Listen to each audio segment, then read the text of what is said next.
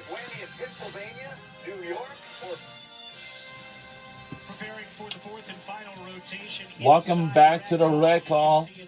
We are about to start the fourth and the last rotation. Leading West Virginia by 7/10, with again only one rotation for the Mountaineers to make that up. Alex Perlman, national champion Kennedy Baker back with you.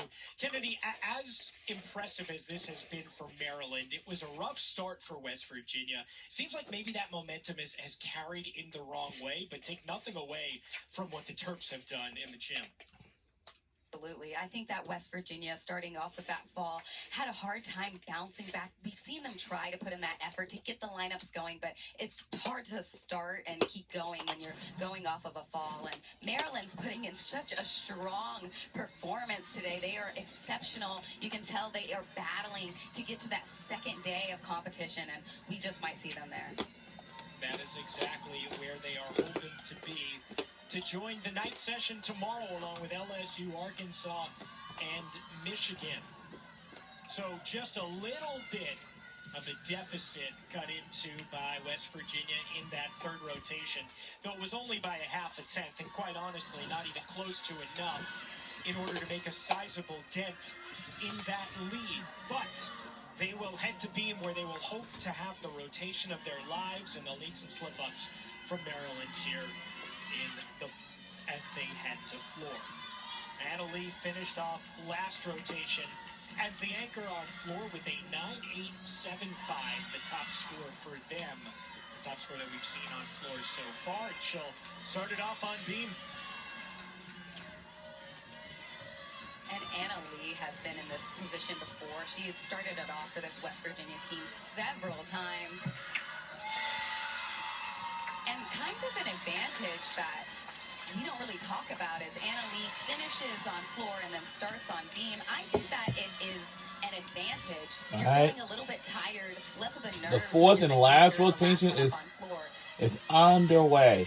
But this day has been a tough, rough start for West Virginia. Competition going into Beam when you're that but it might not going to be enough. Easier to feel like you can be comfortable up there. And she's it was not going to be enough for West Virginia Mountaineers to catch up with us, unfortunately, because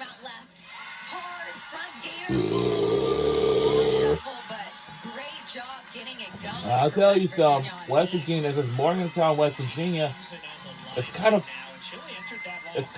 further away from, a few miles off the map from Maryland. From Maryland, Washington, D.C., and usually you see people going backwards on those gainers. I liked her form. So it's kind of pretty, kind of far away. Like talking about the close map, I mean, not too far from, like Morgantown, West Virginia. Yes, like West Virginia, you know, like West Virginia. It's kind of not pretty far away from Virginia. And it's right off the other side of the bridge to Washington, D.C. That's all. This is a fun floor rotation that we have ahead. They've got 4 E passes sprinkled in that lineup. In North Carolina.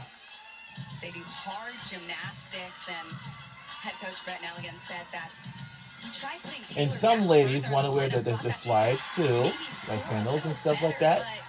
They just can't it's a get very off good idea. Start, he said, without her, that's why she's staying in this starter role. And she said, I want to do that for my team. If you think that spot for me, I'll do it.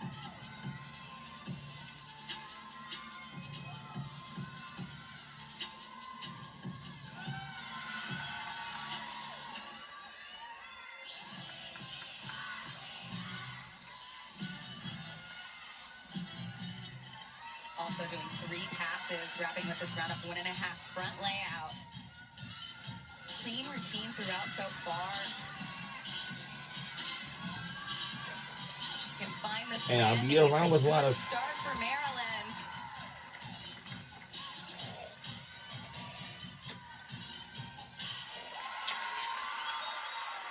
Great lead off there from Taylor Rett. Exactly why she's in the starter role is because she gets going going for her team so consistently, just like that. Big front double twist, has so much height on it. One of the highest ones I've seen so far in the competition. And again, on this double tuck, the landing was so clean. Nice form throughout. Legs super close together when she's flipping.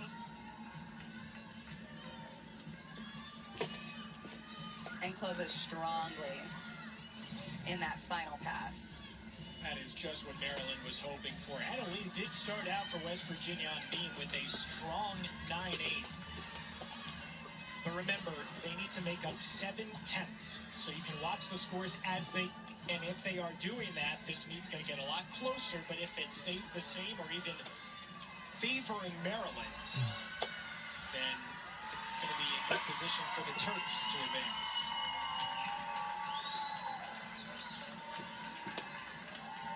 And Amber, when she competes on beam, is sharp. Nice save and adjustment there. Was off in that hip. She knows she has to stay on the beam, though, to avoid losing those 5/10.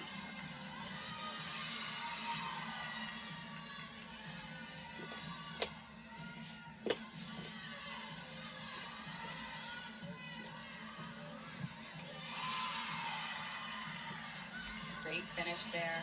Nice job of absorbing and staying low to the beam on the finishes. You want those knees bent just enough to hold into the landing position.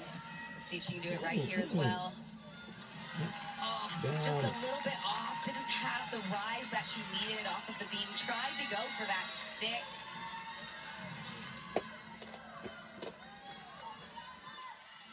Great job adjusting this back on top of the beam. You'll see those toes are turned in. You want your feet forwards or turned out when you land on top of the beam. Right away, though, UC Adelie scored 9-8. Taylor Reck bettered her at 9-8-5. She buffing. Steps up. With Maryland needing 49.325. That would match their season high team total. Their floor season high is 49.35, so it is possible. But again, they don't need season highs, they don't need program highs, they need to beat the other team. That's all that matters today. One of the most unique days in the college gymnastics calendar.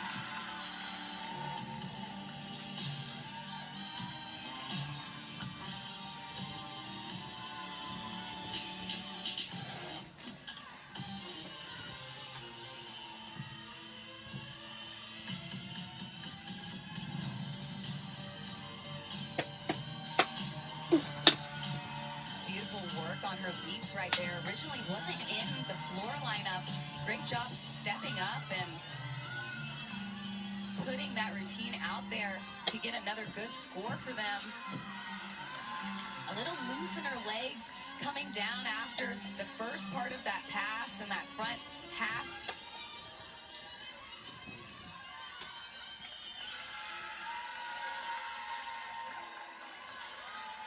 Still, at this point, though, Maryland needs to stay on their feet. They stay on their feet, they are in very good shape.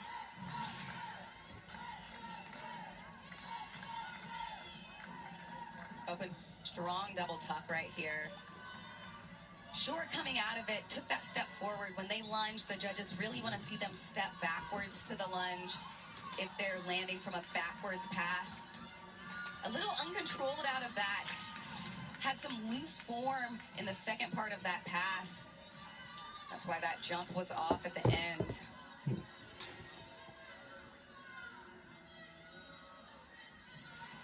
So here is Julia Brown, the keeper and the acquirer of the plunger hat. Her only action here today, following up the 9-7 from Amber Lowe. Beautifully done right there. Another tricky spot for Julia. This is the first time we've seen her tonight. It's hard to wait around the entire meet, the entire warm-up, just for your one routine, and especially when the one routine is beam.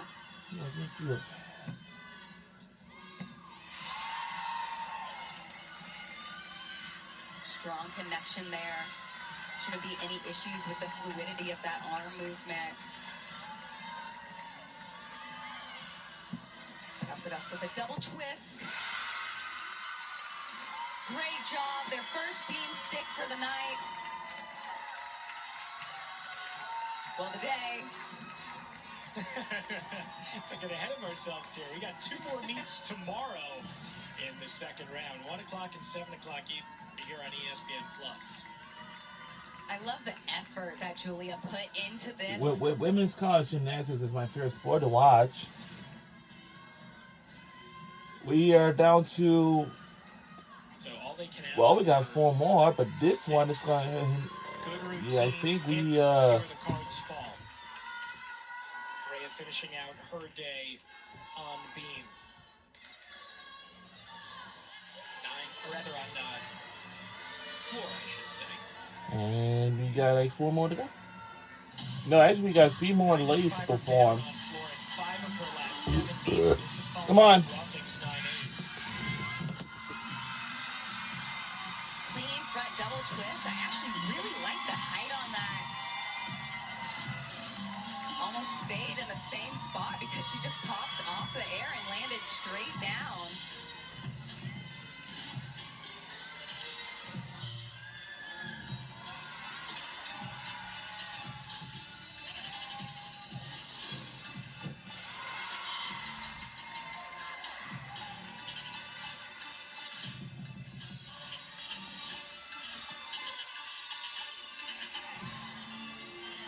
And this senior class is just so fun.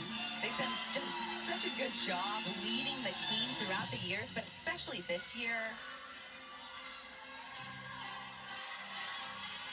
This senior class has been so special.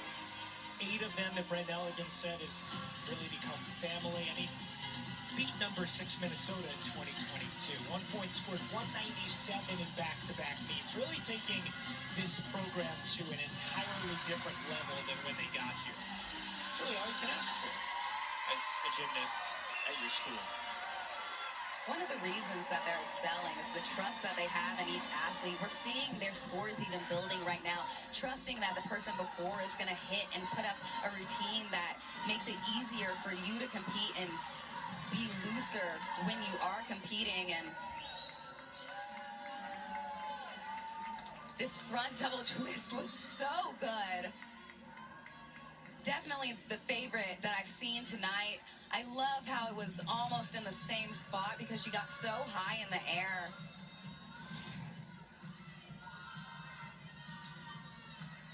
Julia Brown just before for West Virginia, posting the first 9-9 that we have seen on beam from the Mountaineers, tying Madeline Komarovsky of Maryland for the high score on that event today. Now Carly Nelson with the opportunities starting to dwindle for the Mountaineers.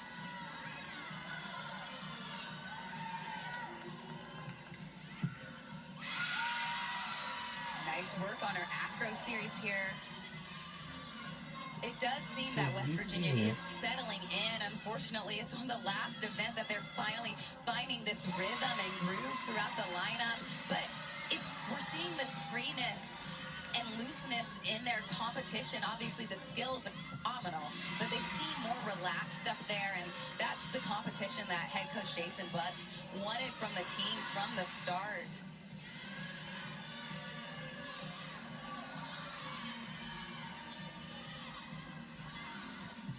Another handspring gainer full. Back-to-back sticks for West Virginia.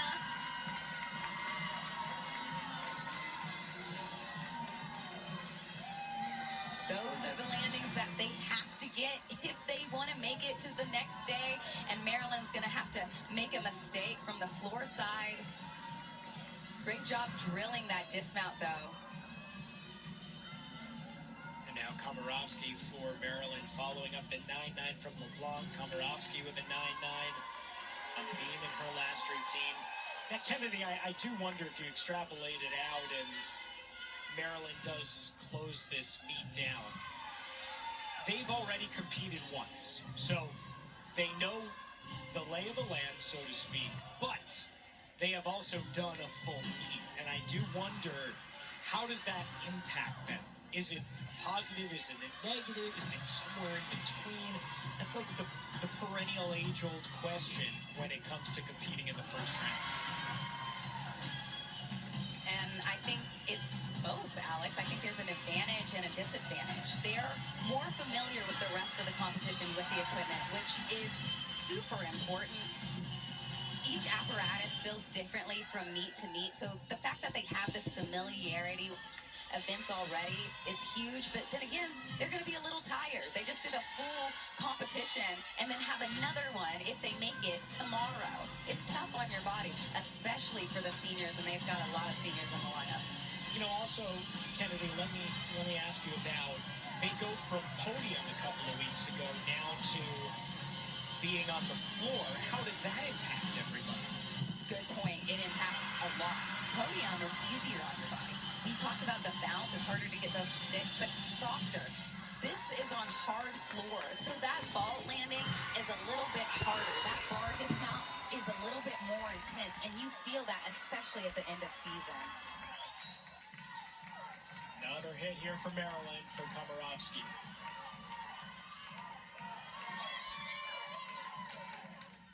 This is turning into a really big floor rotation for Maryland. Their national qualifying score, their average swords coming into this meet, 49.175. And they are potentially going to break that mark. Again, they need a 49.325 to match their season high. Their floor high is 49.35. Here's Carly DiCello, and no matter what happens, we are going to see her tomorrow as well for West Virginia, not only on vault, but also on this apparatus, the beam.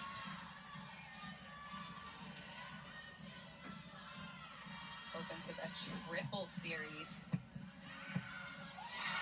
Difficult, well done.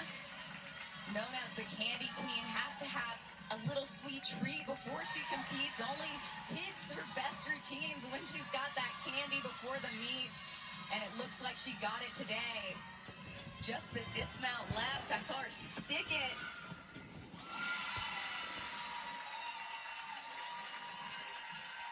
So close. Still pretty sweet dismount right there for DiCello.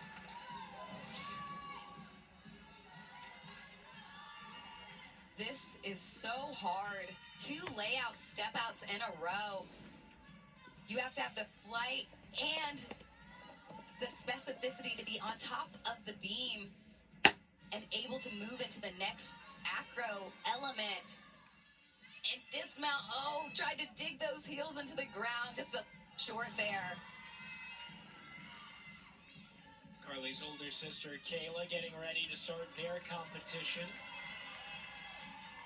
Tomorrow they are in Alabama.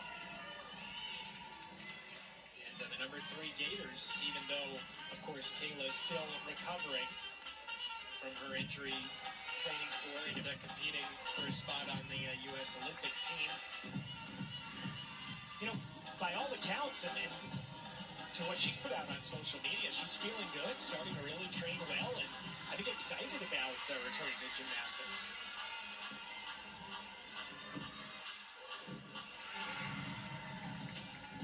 A lot of height on that opening pass. Now she has upgraded this floor routine. She upgraded it from a double top, double pike routine to a full in. I mentioned they had 4 E-level passes. She's capable of a full in. However, Alex, like we talked about how long this meet is if Maryland makes it to the next day, I wonder if they edited out full in and swapped it for the double tough, knowing that they might have another floor competition tomorrow. Yeah, that's smart. And also, the way things are going, they're going to advance. So it's not like they need a huge score. They just need something solid right now. She only needs an 8.825 to clinch the meet for Maryland. I mean, she can fall a couple times at this point. That was a great call. Nice routine. Maryland should feel good. Had a really good competition. Still have one more routine to wrap it up for them. Nice job, though, from Lauren. And yes, that was a smart choice to take out That full twisting double tuck, that's usually right here. Can rest her body, though, a little bit more in preparation for tomorrow's meet. Just needed to keep it to her feet. Mission accomplished, and the Terps will move on. So they continue once again. West Virginia with Eden Webster is going to finish this off, the freshman. The opportunity following up the 9.775 from Carly DiCello. Still a success of a season in every way for West Virginia. You go from missing regionals, finishing 51st in the country. That is not where we associate the Mountaineers with. To making the NCAA tournament, they had to hold their breath, the final team in the field. And they did not have to watch regionals from home on TV this time around. They got to compete for the right to advance. And, you know, they're going to say goodbye to some really important seniors. Anna Lee, who we will see compete tomorrow, but Brooke Alden. This is a young team, and they're going to have a lot of potential. A lot of those freshmen are still going to compete tomorrow as well. We're going to see Carly DiCello. We're going to see Sophia Rice. Even for Eden Webster, this routine is great experience to bring into next year's competition. They've been so fun to follow this season with that Cinderella season. So much improvement they've made, and like you said, they have a young team. They've got a lot coming up. Big future for West Virginia. Nice way to close out the meet. Hit routine from the freshman to Webster. And we are being told that Maryland's not even going to compete Alexa Rothenbuscher. They don't need her with a 49.25. They've already clinched this meet. This is what we call load management right here, right? I mean, why would you send your all-arounder out here? Really, anybody else, I guess.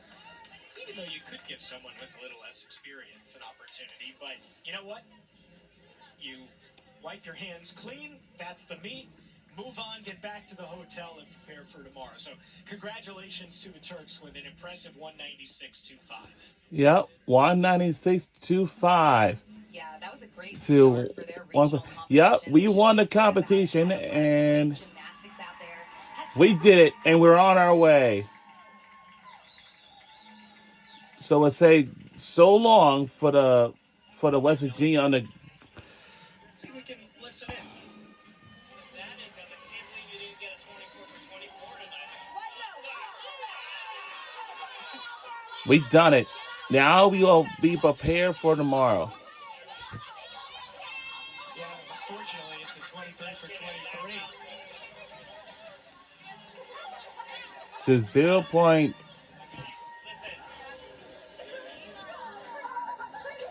Negative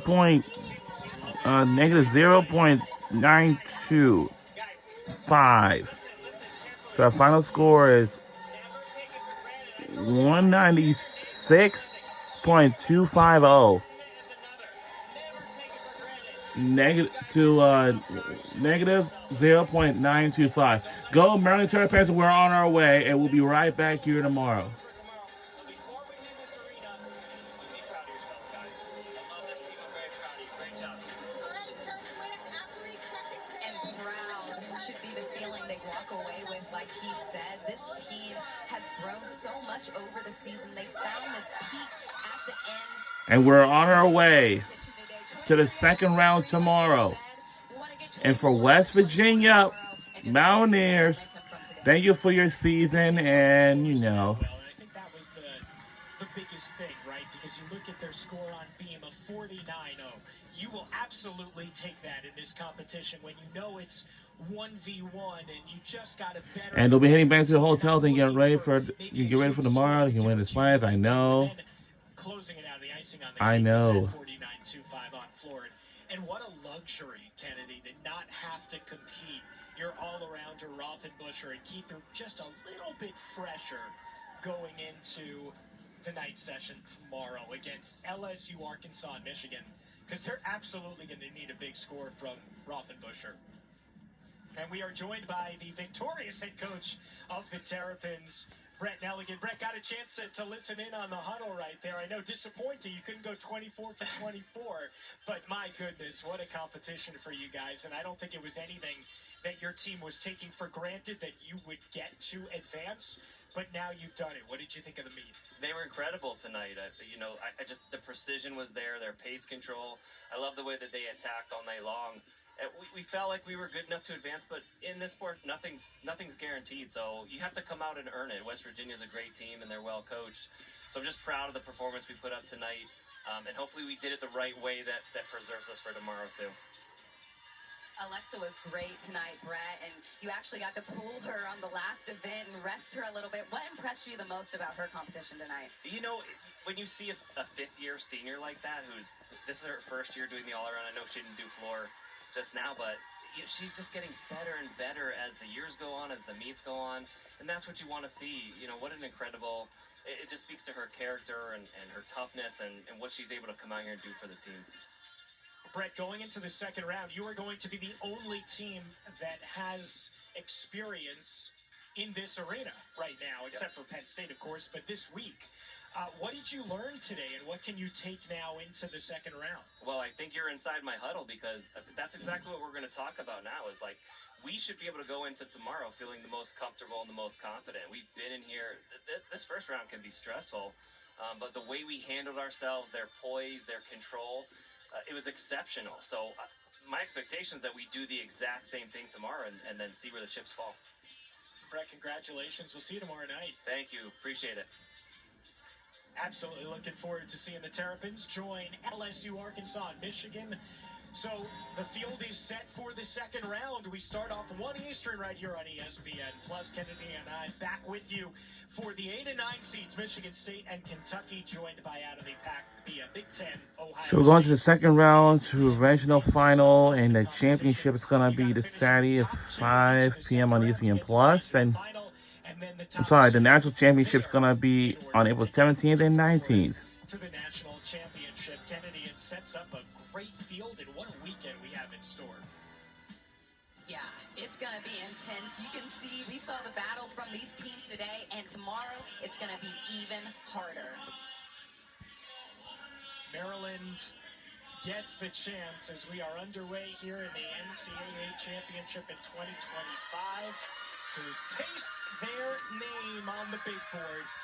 They are I know that's right, ladies. Let's celebrate together. Season continues here at Big College. I mean, what a way to start things off. We are not done with gymnastics action, though. Here on ESPN Plus, Utah State and BYU coming up in 15 minutes out in Salt Lake City. They will try to join Utah, Stanford, and Denver in the second round evening session out in Utah. Oh, I mean, what a fun way to kick things off. That was At 4 p.m., it's going to be BYU Cougars versus Utah State at 4 p.m. like in the next 13 minutes away. Belong in the second round as well. Yeah, this team is a fighting team. You could tell they wanted to get to that next day of competition. They wanted it all season long, and I can't wait to see them fight again tomorrow, along with everybody else. Well, we are not even close to done here at Penn State. Inside Rec Hall, we got 2 meets tomorrow, 1 o'clock and 7 o'clock Eastern Time, right back on ESPN Plus, and then the regional final comes your way on Saturday evening. That will do it for us, though, until tomorrow. Thank you so much for joining us for first round action of the 2025 NCAA Women's Gymnastics Championship. With Kennedy Baker for our fantastic crew, I'm Alex Perlman saying so. We will talk to you tomorrow, 1 p.m. Eastern Time, for the first of 2 second round matchups. It is going to be one for the ages. This one is going to be a nail biter, no doubt about it. She just does it so effortlessly. Nailing that landing. They've been dreaming of this moment since they were little. Basketball has March Madness. Women's gymnastics has April Anarchy.